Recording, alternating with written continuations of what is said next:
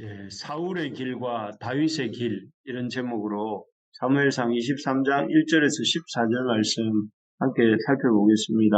우리말에 내 코가 석자다 이런 말이 있지요. 자기 살기가 벅차서 다른 사람 신경 쓸 겨를이 없다 이런 의미로 쓰이는 말입니다. 정말 우리 인생살이는 우리 코가 석자일 때가 많은 것 같습니다. 그래서 대부분의 사람들은 자기 앞가름하기 바빠서 다른 사람 일에 잘 신경 쓰고 싶어 하지 않는 것 같습니다.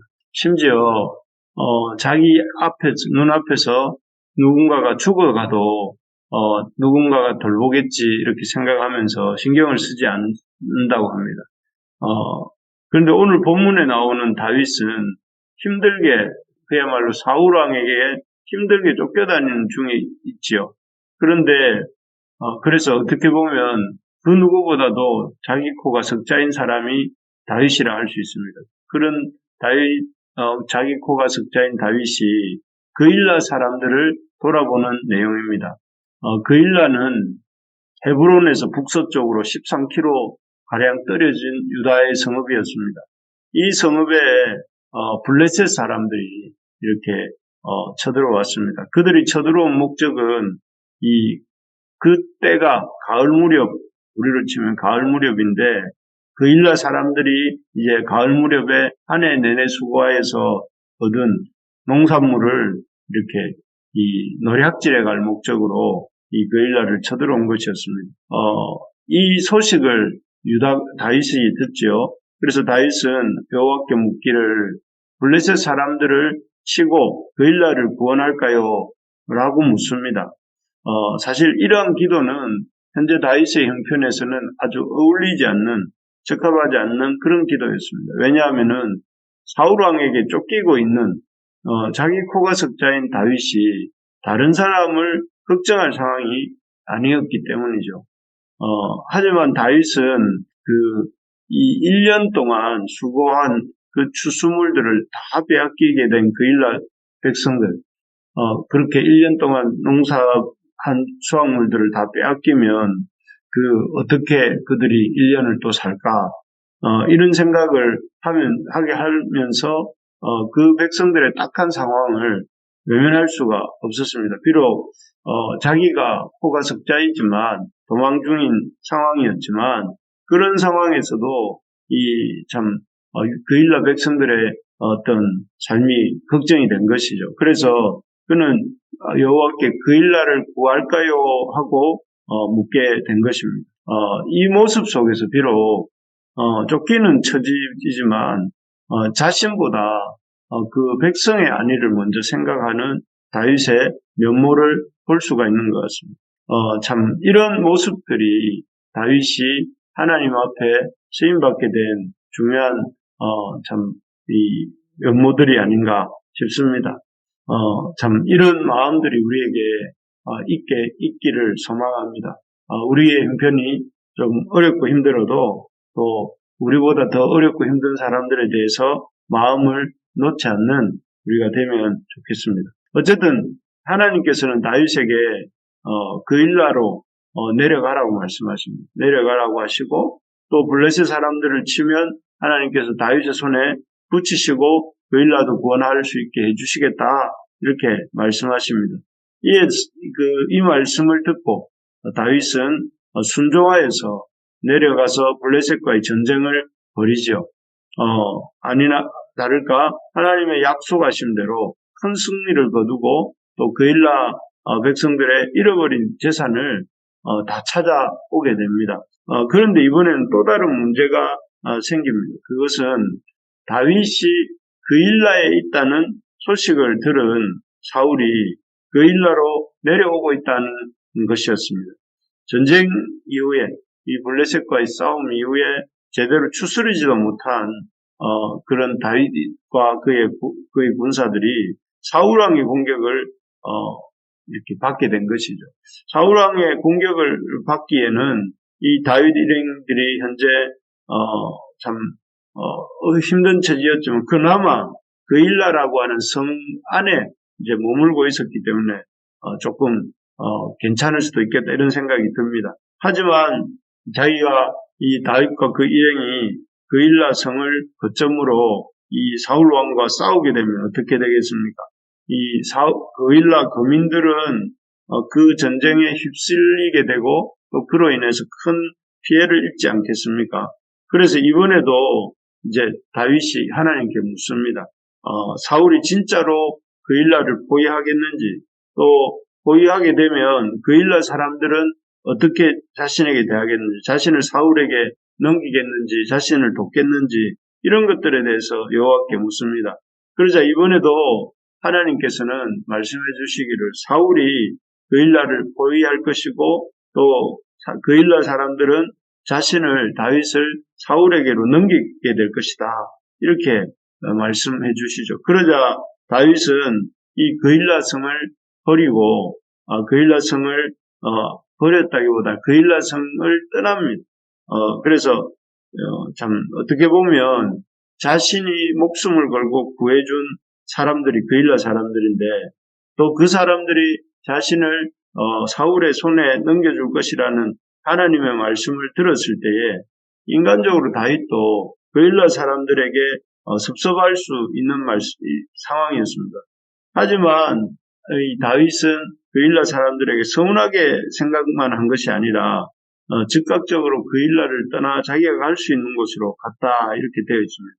왜냐하면은 다윗은 자기 자신보다도 그일라 사람들의 안위를 더 중요하게 생각했던 것 같습니다. 그것이 다윗의 길이었습니다. 다윗은 계속 보는 것처럼 자기 생각보다는 하나님의 뜻이 중요했고 자신보다는 또 하나님의 백성인 유다 백성이 이스라엘 백성이 중요하고 그래서 항상 기준이 하나님은 어떤 생각을 하시는가 또 그리고 하나님의 백성 공동체에는 어떤 유익이 있는가 그리고 그런 유익을 위해서 나는 어떻게 살아야 될 것인가 이게 다윗의 삶의 중요한 우선순위였고 그런 것들이 잘 오늘 본문에 나타나고 있습니다. 반면에 사울왕은 달랐습니다. 사울왕은 백성들의 안위보다는 하나님의 뜻이나 백성들의 안위보다는 다윗 죽이는 일에 몇 장째 계속 우리가 골몰하고 있는 모습을 보고 있습니다.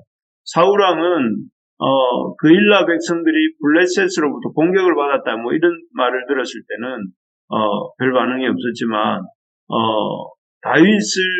다윗이 그일라에 나타났고 그일라에 머물고 있다는 소식을 들었을 때는 즉각적으로 이렇게 반응을 보입니다. 그리고 다윗을 죽일 수 있는 좋은 기회가 왔다 하고 블레셋이 침공했다는 말을 들었을 때는 군대를 보내지 않았는데 다윗이 있다는 말을 듣고는 총 출동을 하게 되죠. 참 그러면서 이렇게 7절처럼 말합니다. 이렇게 읽어드릴게요. 7절입니다. 다윗이 그일라에 온 것을 어떤 사람이 사울에게 알림해 사울이 이르되 하나님이 그를 내 손에 넘기셨도다. 그가 문과 문빗장이 있는 성읍에 들어갔으니 갇혔도다. 그러고는 이제 다윗을 잡을 수 있는 기회다. 하나님이 다윗을 내 손에 넘기셨다.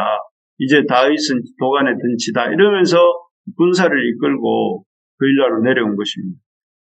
여기서 보면 사울의 길은 하나님의 뜻을 이루는 길이 아니고 또 하나님의 백성을 지키는 길이 아니고 그의 사울의 길은 하나님의 뜻이 아니라 자신의 뜻을 이루는 길이었고 또 사람을 살리는 길이 아니라 사람을 해치는 죽이는 그런 길이었던 것을 보게 됩니다. 그랬기에 그는 사울은 가는 곳곳마다 사람들이 죽어나가는 어제 본문에서는 그 제사장 가문을 학살하는 우리가 본문을 보지 않았습니까? 그래서 우리가 어떻게 하면 사울의 길이 아니라 이런 다윗의 길로 갈 수 있는가? 사울이 아니라 다윗처럼 살 수 있는가? 하는 것들을 잠깐 생각하고 마무리하겠습니다. 무엇보다 먼저 우리가 다윗의 길, 사울의 길이 아니라 다윗의 길로 간다고 한다면 하나님께 묻고 또 묻는 삶을 살아야 됩니다. 다르게 말하면 하나님의 뜻을 구하는 삶을 살아야 됩니다. 오늘 본문을 계속 보았지만 급박한 상황들, 그일라를 구출해야 되는지 또 사울을 피해 그일라를 떠나야 되는지 이런 이 고민들을 해나갈 때에 다윗이 계속해서 하나님 앞에 물었다는 장면이 나오지 않습니까? 하나님께 계속해서 묻습니다. 그래서 2절에 보면 블레셋 사람들과 전쟁을 해야 될지 말아야 될지를 묻고 있고, 또 4절에 보면 그일라로 내려가야 할지 또 말아야 할지를 묻고 있습니다. 그리고 11절에도 보면 사울이 그일라로 내려오는데 진짜로 내려오는 것인지 아닌지에 대해서 묻고, 또 그리고 그 다음에 보면 그일라 사람들이 11절에 보면 나를 그들의 손에 넘기겠는지, 사울의 손에 넘기겠는지, 그렇게 하지 않겠는지 하면서 계속해서 참 하나님 앞에 묻고, 또 하나님의 그런 답을 듣고 움직이려고 하는 이 다윗의 모습을 보게 됩니다. 이 모습이 바로 다윗의 그 인생길이 참 하나님 안에서 유다 백성을 위하면서 살았던 그런 삶으로 나아가게 했던 이런 어떤 이 기초였습니다. 우리가 이런 다윗의 모습을 보면서 우리가 정말 하나님의 다윗의 길로 가는 인생이 되기를 원한다면 그 무엇보다 하나님의 뜻을 중요하게 여기고, 또 그리고 그 하나님의 뜻을 구하는 삶을 다윗처럼 살아야 된다 하는 것입니다. 그렇기 때문에 다윗도 그런 어렵고 힘든 시간들을 견디고 이렇게 확신하면서 나갈 수 있었던 것이죠. 참으로 우리가 다윗의 길을 가기를 원한다면 하나님의 뜻을 중요하게 여기고, 또 그 뜻을 알기 위해 묻고 또 묻는 우리가 될 수 있기를 소망합니다. 그래서 그 하나님이 무엇을 원하시는지, 내 삶의 행동의 기준이 하나님의 뜻이 될 수 있는 우리 모두가 되기를 소망합니다. 두 번째로 이 다윗의 길의 특징은 참 주시는 말씀에 온전히 순종했다 하는 것입니다.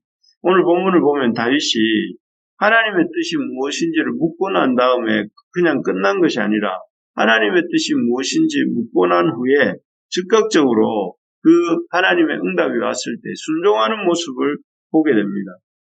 그래서 하나님 앞에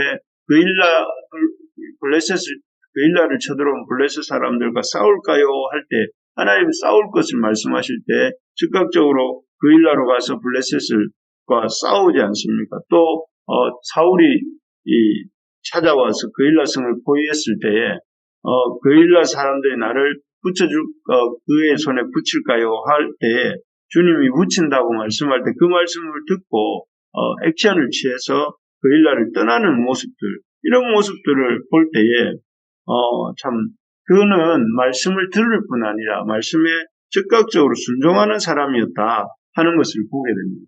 그렇습니다. 다윗이 남다른 어떤 사람들보다 하나님 앞에 귀하게 쓰임받고 또 하나님 나라를 위해 큰 기여를 할 수 있었던 비결이 바로 여기에 있습니다.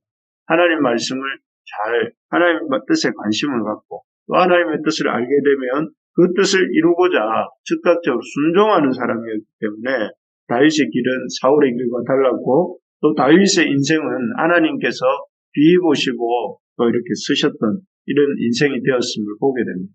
우리가 참 이런 인생이 되기를 원합니다. 오늘 아침에도 기도할 때에 하나님의 뜻이 무엇인지, 우리를 향한 하나님의 뜻을 알려달라고 우리가 기대하는 마음으로, 또 하나님의 뜻이 이루어지는 내 인생이 되게 해달라고 기도하는 마음으로 기도하면 좋겠습니다. 그리고 또한 말씀 앞에 하나님이 매일 주어지는 이 큐티 말씀이나 또 이런 말씀들을 통해 우리에게 말씀하실 때 그 말씀 앞에 즉각적으로 순종하고 반응하는 우리 모두가 되게 해달라고 우리 이 시간 그 주님이 주신 말씀 붙들고 함께 기도하는 시간 갖겠습니다.